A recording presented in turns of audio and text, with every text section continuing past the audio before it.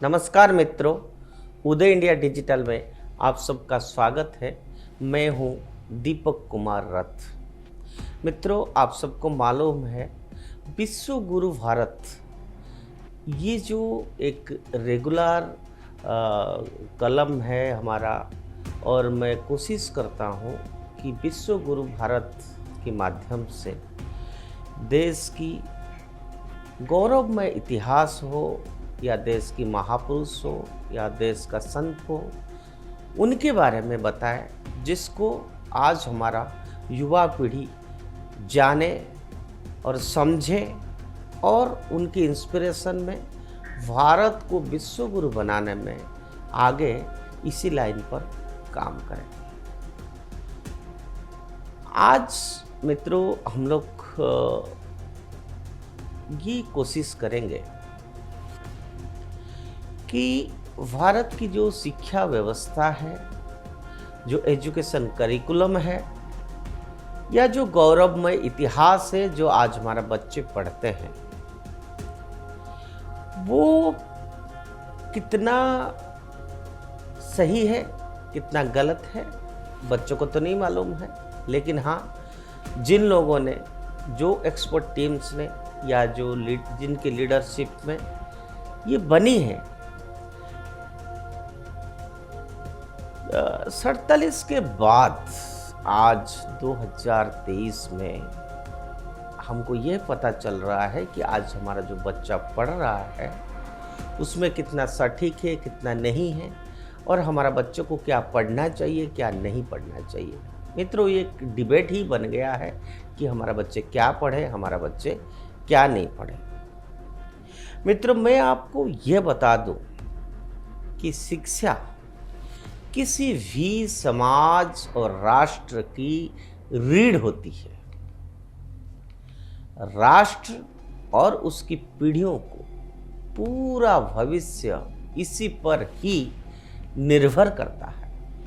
शिक्षा के माध्यम से ही राष्ट्रीय और सांस्कृतिक मूल्यों का विकास होता है, और यह अवश्य ही किया जाना चाहिए। मित्रों, शिक्षा के माध्यम से आपसी एकता, शांति, सहयोग और सद्भाव की भावना को भी मजबूत किया जा सकता है। स्वतंत्रता पूर्व ही नहीं, अपितु दुर्भाग्य से स्वतंत्रता प्राप्ति के बाद भी शिक्षा व्यवस्था में उपनिवेशक, वामपंथी, छद्मनिरपेक्षतावादी और मैकाले से प्रेरित सोच और मानसिकता ही हेवी होते जा रही है। इतना अधिक कि आज भी उनका शैक्षिक, सामाजिक, सांस्कृतिक वातावरण का विषाद न केवल बेसला हो जाता है, बल्कि विभाजन की रेखा को और गहरा और मजबूत कर देता है।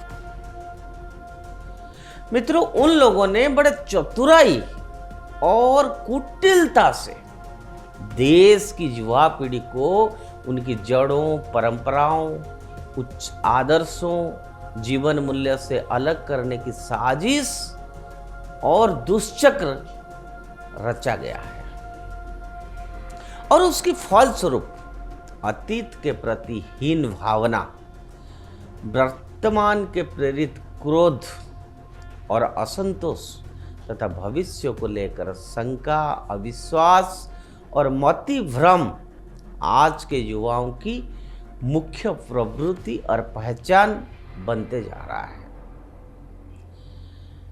लेकिन ये वामपंथी और तथाकथित बुद्धिजीवी इस जड़ विहीन गैर राष्ट्रीय सोच को भारत की नियति से जोड़कर अहंकार के साथ प्रस्तुत और महिमा मंडित करते हैं।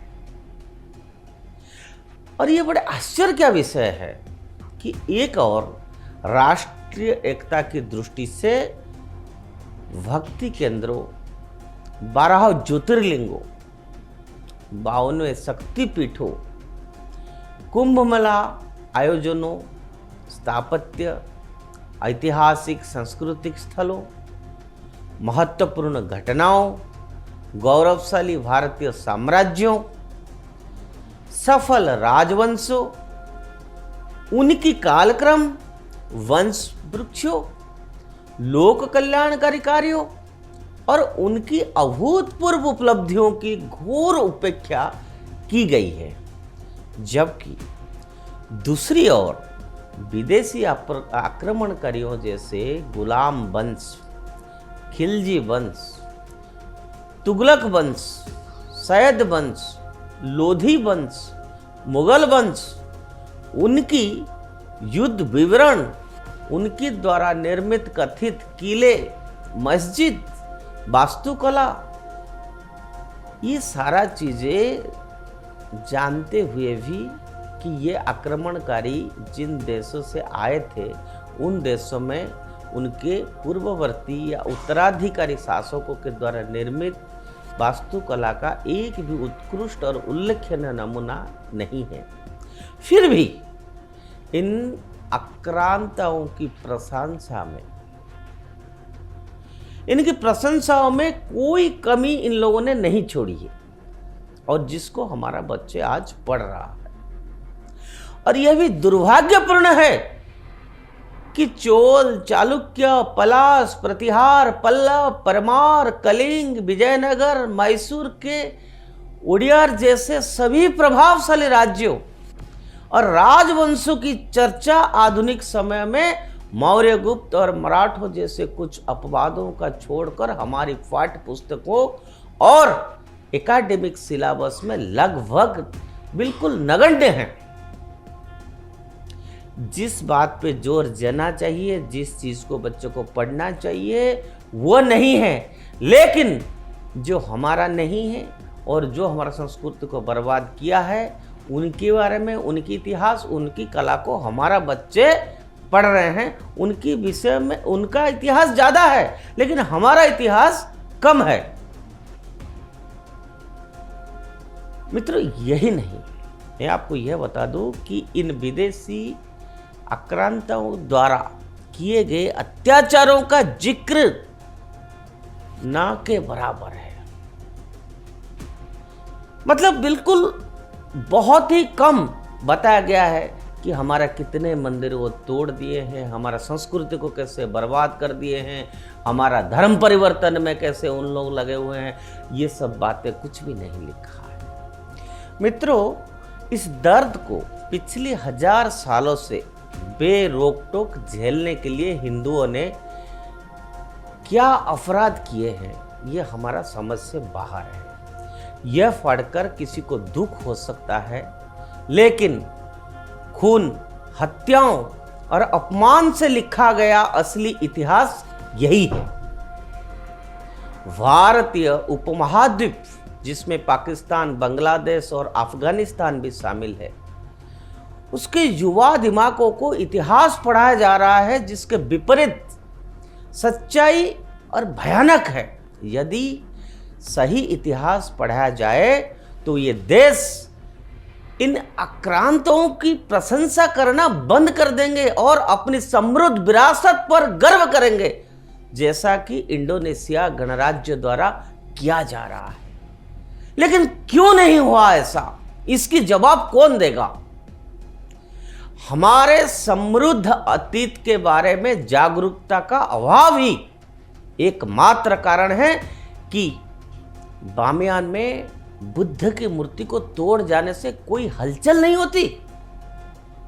हमें इन विदेशी आक्रमणों को महिमा मंडन करते हैं और मुझे यह समझ में नहीं आ रहा है कि हमारा युवा पीढ़ी के लिए उसकी आवश्यकता भी क्या है। मीर कासिम, मोहम्मद गौरी, बाबर, अकबर, औरंगजेब, गजनबी, खिलजी, तैमूर आदि विदेशी आक्रांतों द्वारा किए गए अत्याचारों पर मित्रों एक नजर डालना बहुत जरूरी है। ब्रिटिश इंडोलॉजिस्ट आर्नल्ड टाइनोमिनी क्या लिखते हैं, आई विल कोट इट। मध्यकाल में अजय मेरू की घेराबंदी सबसे खूनी घेराबंदी थी। इसने 20 लाख से अधिक हिंदुओं की मृत्यु देखी। 5 लाख से अधिक युवा हिंदू महिलाओं के साथ व्यवस्थित रूप से बलात्कार किया गया और लोगों को सूली पर चढ़ा दिया गया। शहर की सड़कें मारे गए हिंदू पुरुषों के सूली पर चढ़ाए गए शवों से भरी हो गई थी। मित्रों, देखा नहीं जा सकता है। मोहम्मद गौरी एक बदसूरत जंगली, उन्होंने किसी को नहीं बख्शा और कुछ ही घंटे के भीतर महान सुनहरा शहर हिंदुओं को कत्ल खाना बना गया। ये उन्होंने लिखा है। ब्रिटिश इतिहासकार लेन पूल यह लिखते हैं, I will quote it now, तलवारों और भालों के साथ, क्रोब्रारोस और कुल्हाड़ियों के साथ मुसलमानों ने दिन वे दिन अजय मेरू के विनाश का अपना काम किया। दुनिया की इतिहास में शायद ही कभी ऐसा कहर भरपाया गया हो और इतने शानदार शहर पर अचानक कैसे ये कहर भरपाया गया हो। एक दिन संपन्नता की और पूर्ण समृद्धि में एक अमीर और शक्तिशाली आबादी के साथ, और अगले पल यह शहर खंडर में बदल गया जहां बर्बरता, नरसंहार, बलात्कार बोलबाला था। I will unquote it. मित्रों, प्रसिद्ध इतिहासकार और स्टोरी ऑफ सिविलाइजेशन के लेखक विल डुरंट ने क्या लिखते हैं, आई विल कोट इट, कि भारत पर मुसलमानों की विजय शायद इतिहास की सबसे बड़ा रक्त रंजित गाथा है और 11वीं शताब्दी में भारत की इस्लामी विजय ने हिंदू भारत को शारीरिक रूप से नष्ट कर दिया और मनोवैज्ञानिक रूप से आघात पहुंचाया। अनकोट। मित्रों, अब एक नजर डालते हैं कि हमारे बच्चों को पाठ्यक्रम में कक्षा 6 से कक्षा 12वीं तक क्या पढ़ाया जा रहा है। यह पाठ्यक्रम कम्युनिस्ट और हिंदू विरोधी विचारधारा वाले इतिहासकारों द्वारा तय किया गया है। कक्षा 6 की पाठ्यक्रम में पढ़ाया जाता है कि वैदिक काल में अतिथियों को गोमांस परोसा जाना सम्मान का सूचक माना जाता था। अब आप बताइए, ये हमारा बच्चे पढ़ेंगे। कक्षा 11वीं का पाठ्यक्रम में प्राचीन इतिहास में लिखा गया है कि महावीर ने 12 वर्षों तक अपना वस्त्र नहीं बदले थे।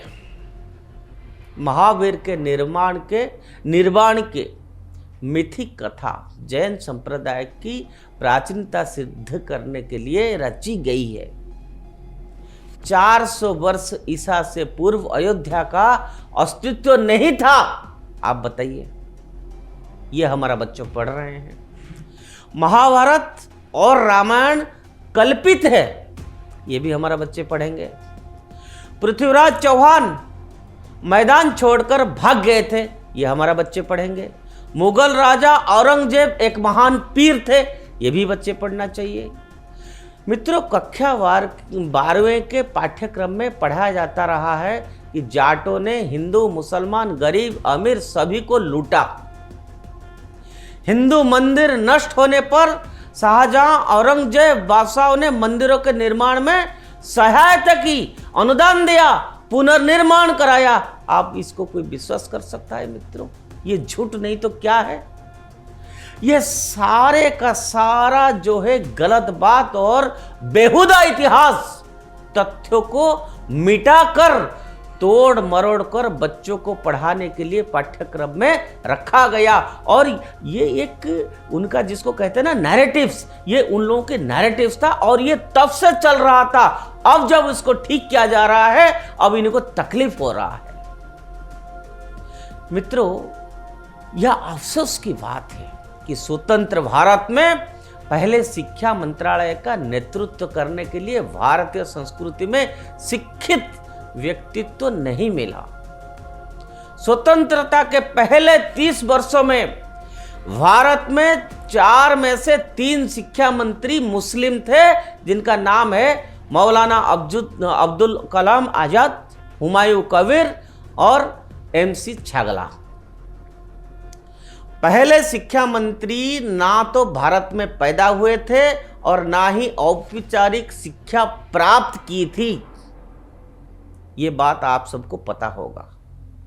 उनकी राजनीतिक यात्रा खिलाफत आंदोलन से शुरू हुई। गांधी जी से निकटता और नेहरू को प्रधानमंत्री बनाने के लिए कांग्रेस की अध्यक्ष पद का त्याग करने के कारण ही शायद उन्हें मंत्री पद से नवाजा गया। हमने कम्युनिस्ट और हिंदू विरोधी विचारधारा वाले इतिहासकारों के नेतृत्व में ना केवल इतिहास को विकृत किया है बल्कि पिछले 70 साल में बहुत बुरा इतिहास भी लिखा है। और यही कारण है कि शिक्षा का अभारतीयकरण भारत की अधिकांश समस्याओं का मूल कारण है और भारतीयकरण की इसका एकमात्र समाधान है। अगर भारतीयता नहीं होगा तो हमारा संस्कृति कैसे बचेगा? अगर हम भारतीयता को आगे नहीं बढ़ाएंगे तो ये देश विश्व गुरु कैसे बन सकेगा? और वर्तमान सरकार इसी दिशा में काम कर रहा है मित्रों। फिर भी इनको ये बात हजम नहीं हो रहा है। और मैं अगर कहूं, आज मीडिया चैनल में आए दिन बड़े बड़े इतिहासकार, बड़े बड़े प्रोफेसर, पॉलिटिकल साइंस के, हिस्ट्री के टीवी चैनल्स में जब चर्चा करते हैं तो ऐसे ऐसे तर्क देते हैं, ऐसे ऐसे झूठे बातों को अपने सामने जोर जोर चिल्ला चिल्ला कर रखते हैं जैसे कि पता नहीं क्या गलत हो गया। अरे भाई, आपने इतना सारा गलत काम इतने सालों से करते आए हैं। अगर देश की भला के लिए कोई अच्छा काम कर रहा है, उसमें आपको तकलीफ हो रहा है, क्यों? क्योंकि उसके साथ आपका स्वार्थ जुड़ा हुआ है। और इतने सालों में आप लोगों ने जो काम किया है ये देश विरोधी काम है। अगर इन इतिहासकारों को एंटी नेशनल कहा जाए तो इसमें कोई गलती नहीं होगी। विश्व गुरु भारत में मित्रों, आज मैं यही बात आपके सामने रखा और मैं आशा करता हूं कि इस एनालिसिस पे आपका फीडबैक हमारे लिए बहुत बड़ी इंस्पिरेशन होगा।